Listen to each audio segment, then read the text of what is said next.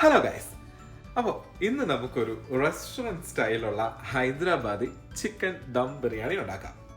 വളരെ ഈസി ആയിട്ട് നമുക്ക് റെസ്റ്റോറൻറ്റിൽ കിട്ടുന്ന അതേ ടേസ്റ്റോടുകൂടിയും അതേ ഫ്ലേവറോടുകൂടിയും അതും വളരെ ഈസി ആയിട്ടുള്ള ടെക്നിക്സ് വെച്ചിട്ട്. അപ്പം നമുക്ക് ഒട്ടും വൈകേണ്ട, നമുക്ക് നേരെ എന്ത് ചെയ്യാം, റെസിപ്പിയിലേക്ക് പോകാം.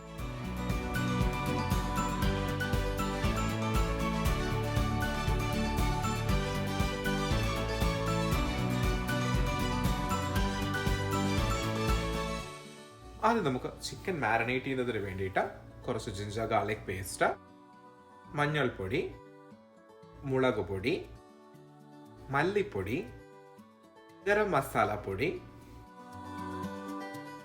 സ്വാദിനനുസരിച്ചിട്ടുള്ള ഉപ്പ്, ഇതിലേക്ക് മല്ലിയില, പുതിനയില,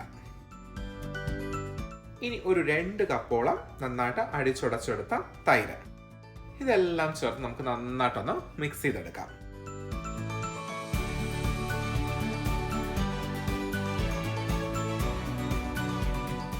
ഇനി നമുക്ക് നമ്മുടെ ചിക്കൻ ആഡ് ചെയ്യാം. അപ്പം ഇതൊരു ഹോൾ ചിക്കനാണ്, ഏകദേശം ഒരു 20 പീസുകളായിട്ട് നമ്മൾ മുറിച്ചെടുത്തേക്കാണ്.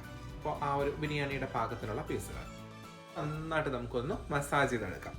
അറിയാലോ, നമ്മുടെ ഹൈദരാബാദി സ്റ്റൈലിൽ നിറയെ ഉള്ളിയും തക്കാളിയും വന്നിട്ടുള്ള മസാലയില്ല, ആകെ ഇത് മാത്രമാണ് നമ്മുടെ ബിരിയാണിയുടെ മസാലയായിട്ട് വരാൻ പോകുന്നത്.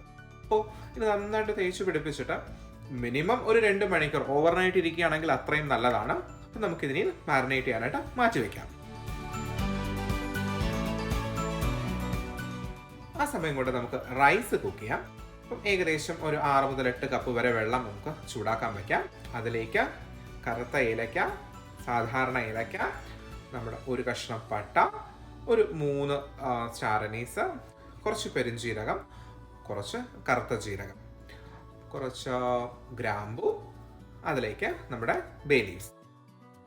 സ്വാദിനനുസരിച്ചിട്ടല്ല, ഇപ്പോൾ ഇതിന് കുറച്ച് കൂടുതലായിട്ട് തന്നെയാണ് നമ്മൾ ഉപ്പ് ചേർക്കുന്നത്. ഏകദേശം 1 ടേബിൾ സ്പൂൺ, പിന്നെ ഒരു 1/2 മുറി നാരങ്ങ. ഇത് നന്നായിട്ടൊന്ന് തിളയ്ക്കണം. നന്നായിട്ട് തിളച്ച് ഈ സ്പൈസസിൻ്റെ ഫ്ലേവറൊക്കെ ആ വെള്ളത്തിലേക്ക് ഒന്ന് ഇറങ്ങണം. ഈ ഒരു സ്റ്റേജ് ആകുമ്പോൾ നമുക്ക് ഇതിൽ കിടക്കുന്ന ആ വലിയ പീസസ് ഓഫ് സ്പൈസസ് എല്ലാം നമുക്ക് എന്ത് ചെയ്യാം, ചെറുതായിട്ട് അങ്ങ് റിമൂവ് ചെയ്ത് കളയാം. ചെറുതായിട്ട് ചെറിയ ജീരകങ്ങളൊക്കെ കിടന്നോട്ടെ, പക്ഷെ വലിയ വലിയ പീസുകളൊക്കെ നമുക്ക് എന്ത് ചെയ്യാം, എടുത്ത് മാറ്റാം. ഇനി നമുക്കിതിലേക്ക് നല്ല ഇനം ബസ്മതി റൈസ്, ഇത് നന്നായിട്ട് കഴുകി ഒരു 20 മിനിറ്റോളം നമ്മൾ സോക്ക് ചെയ്തെടുത്തതാണ്. ഇത് ഇട്ട് കഴിഞ്ഞ ഉടനെ ജസ്റ്റ് ഒന്ന് ഇളക്കി കൊടുക്കുക. അത് കഴിഞ്ഞാൽ പിന്നെ നമുക്ക് ഇതിൽ ഇളക്കലുകളൊന്നുമില്ല. നന്നായിട്ട് കുക്കായിട്ട് റൈസ് തന്നെ ഇങ്ങനെ മുകളിലേക്ക് പൊന്തി വരും. അതാണ് അതിൻ്റെ പാകം. അപ്പോൾ കുതിർത്ത അരി ആയതുകൊണ്ട് ഏകദേശം ഒരു 8 മിനിറ്റ് മാക്സിമം ആകുമ്പോൾ തന്നെ കണ്ടോ, റൈസ് ഇങ്ങനെ റോൾ ചെയ്ത് മുകളിലേക്ക് വരും. അപ്പോൾ തന്നെ നമുക്ക് എന്ത് ചെയ്യാം, ഇതിനെ സ്ട്രെയിൻ ചെയ്യാം. റൈസ് ഒത്തിരി കുക്കായി പോകരുത്, അത് പ്രധാനപ്പെട്ട ഒരു ഘടകമാണ് ബിരിയാണിയിൽ. അപ്പം അത് കൂടുതൽ ഇരുന്ന് വീണ്ടും കുക്കാകാണ്ടിരിക്കാനായിട്ട് ഒരു വലിയ ട്രേയിലോട്ട് നമുക്ക് റൈസ് സ്പ്രെഡ് ചെയ്ത് കൊടുക്കാം. ഓക്കെ, അപ്പം നമ്മുടെ ചിക്കൻ മാരിനേറ്റ് ചെയ്ത് കഴിഞ്ഞിട്ടുണ്ട്. ഇനി നമുക്ക് അത് നേരെ ഒരു പാനിലേക്ക് മാറ്റി കൊടുക്കാം. ശ്രദ്ധിച്ചാൽ അറിയാം, നമ്മൾ ഒരു എണ്ണയോ നെയ്യോ ഒന്നും ഇപ്പോൾ ഉപയോഗിക്കുന്നില്ല. കാര്യം ചിക്കനിൽ തന്നെ ധാരാളം ആ ഒരു ഫാറ്റ് കണ്ടന്റും കാര്യങ്ങളൊക്കെ ഉണ്ട്. അപ്പോൾ അത് തന്നെയാണ് നമ്മളിവിടെ യൂസ് ചെയ്യാൻ പോകുന്നത്. അപ്പോൾ ഇത് ഒരു 80% നമുക്കൊന്ന് കുക്ക് ചെയ്തെടുക്കണം. അപ്പോൾ ഇതൊന്ന് അടച്ചു വെച്ച് കൊടുക്കാം. എന്നിട്ടൊരു 15 മിനിറ്റോളം നമുക്കിതൊന്ന് സിമ്മർ ചെയ്യണം. ഇടയ്ക്കിടയ്ക്ക് നമുക്ക് തുറന്ന് ഒന്ന് ഇളക്കി കൊടുക്കാം.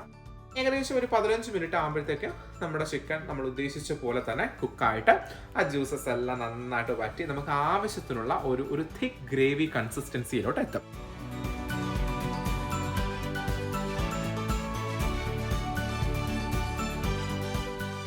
ഇതാണോ, നമ്മൾ ഒരു എണ്ണയും ചേർത്തിട്ടില്ല, അല്ലാണ്ട് തന്നെ നിറയെ ആ ചിക്കനിൽ നിന്നുള്ള ജ്യൂസസ് ഒക്കെ വന്ന് എണ്ണയൊക്കെ തെളിഞ്ഞ് തുടങ്ങിയിട്ടുണ്ട്.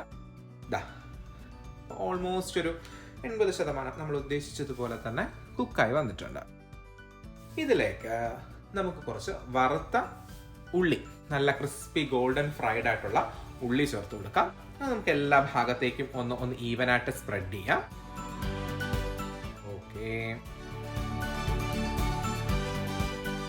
ഒത്തിരി ഡ്രൈ അല്ല കേട്ടോ, ഒരു ചെറിയ ഒരു ഗ്രേവി നമുക്കുണ്ട്. ഇതിലേക്ക് നമുക്ക് നമ്മുടെ വേവിച്ച് വെച്ചിരിക്കുന്ന റൈസ് ലെയർ ചെയ്ത് കൊടുക്കാം. അതിന് മുകളിലായിട്ട് കുറച്ച് അരിഞ്ഞു വെച്ചിരിക്കുന്ന മല്ലിയില, പുതിനയില, ഫ്രൈഡ് ഓണിയൻ. ബിരിയാണി അല്ലേ, ഒരു ചെറിയ വാസനയൊക്കെ ഇരിക്കട്ടെ. അപ്പോൾ ഒരല്പം നെയ്യ് കൂടെ ചേർത്ത് കൊടുക്കാം. ഇനി ഒരല്പം കശുവണ്ടിയും മുന്തിരിയും വറുത്തെടുത്തതും, ഇനി നമ്മുടെ മഞ്ഞൾ പാലിൽ കലക്കി എടുത്തതാണ്. കുങ്കുമപ്പൂ ഉണ്ടെങ്കിൽ അതും കലക്കിയെടുക്കാം. ഇടയ്ക്കിടയ്ക്ക് റൈസിന് ഒരു യെല്ലോ കളർ കിട്ടുന്നതിന് വേണ്ടിയിട്ടാണ് നമ്മളിത് യൂസ് ചെയ്യുന്നത്. ഇവിടെ അല്പം ഗരം മസാല, നമ്മൾ ദം പൊട്ടിക്കുമ്പോൾ ഒരു മണമൊക്കെ വരണ്ടേ, ഇച്ചിരി ഗരം മസാല. ഇനി ഒരു ഫോയിൽ, നമ്മൾ മാവ് യൂസ് ചെയ്തിട്ടുള്ള ഒരു ഇതല്ല, ജസ്റ്റ് ഫോയിലാണ് ചെയ്യുന്നത്. ഇനി ഇത് നമുക്ക് എന്ത് ചെയ്യാം, ടൈറ്റായിട്ട് ലിഡ് വെച്ച് ക്ലോസ് ചെയ്യാം. ഇത് ഏകദേശം ഒരു 30 മിനിറ്റ് അല്ലെങ്കിൽ 45 മിനിറ്റ് വരെ ആയാലും കുഴപ്പമില്ല. അതങ്ങനെ ഒരു സ്ലോ കുക്കിംഗ് ദം പ്രോസസ്സിലൂടെ കടന്നു പോകണം. എന്നിട്ട് വീണ്ടും 1 മണിക്കൂർ കഴിഞ്ഞിട്ടാണ് ഞാനിപ്പോൾ അത് തുറക്കുന്നത്. ബിരിയാണി ചെമ്പ് പൊട്ടിയ മണമൊക്കെ വന്നിട്ടുണ്ട്. ഇനി നമുക്ക് ആ റെസ്റ്റോറൻറ്റ് ക്വാളിറ്റി കിട്ടുന്നതിന് വേണ്ടിയിട്ട് ആ റൈസിന്, മുകളിലുള്ള റൈസിനെ നമ്മൾ പയ്യെ വേറൊരു പാത്രത്തിലോട്ട് മാറ്റുകയാണ്. ഇതാ കണ്ടോ, ആ മഞ്ഞ റൈസ് ഇവിടെ ഇടയിൽ കിടക്കുന്ന കാണാൻ ഭംഗിയല്ലേ. ഇനി ഇതാ കണ്ടോ, നമ്മൾ ആ ചിക്കനോട് ചേർന്നിരിക്കുന്ന ഭാഗത്ത് ആ മസാല റൈസ് ഒരു സൈഡിലേക്ക് ഇതാ മാറ്റി വെക്കുകയാണ്. കാര്യം ഇതൊക്കെ വിളമ്പുമ്പോൾ ലെയർ ചെയ്ത് വിളമ്പണം. നമുക്ക് നോക്കിക്കേ, ആഹാ, ചിക്കനൊക്കെ നല്ല ജ്യൂസി ആയിട്ട് ഇരിപ്പുണ്ട്. ഓക്കെ, ഇത് വിളമ്പുമ്പോൾ ആദ്യം നമുക്ക് നമ്മുടെ ചിക്കൻ പീസസ് വിളമ്പാം. അതിന് മുകളിലായിട്ട് നമ്മുടെ മസാല റൈസ്, ആ ചിക്കനോട് ചേർന്നിരുന്ന് കുക്കായ റൈസ് വിളമ്പാം. അതിൻ്റെ മുകളിലായിട്ട് നമുക്ക് നമ്മുടെ വൈറ്റ് റൈസ് അല്ലെങ്കിൽ നമ്മുടെ കുറച്ചുകൂടെ കാണാൻ നല്ല ഭംഗിയുള്ള റൈസ് കൂടെ നമുക്ക് വിളമ്പാം. നമുക്ക് ഇഷ്ടം പോലെ നമുക്ക് എന്താണ് നമ്മുടെ ഒണിയനും നമ്മുടെ നട്ട്സും ഒക്കെ വെച്ചിട്ട് നമുക്ക് ഗാർണിഷ് ചെയ്യാം. അപ്പോൾ നമ്മുടെ restaurant style Hyderabadi dum biryani done. അപ്പോൾ എല്ലാവർക്കും ഇഷ്ടപ്പെട്ടെന്ന് വിചാരിക്കുന്നത്. അപ്പോൾ എല്ലാവരും സബ്സ്ക്രൈബ് ചെയ്യാനും മണിയടിക്കാനും മറക്കരുത്. അപ്പോൾ നാളെ കാണാം. അതുവരേക്കും ടേക്ക് കെയർ. ബൈ.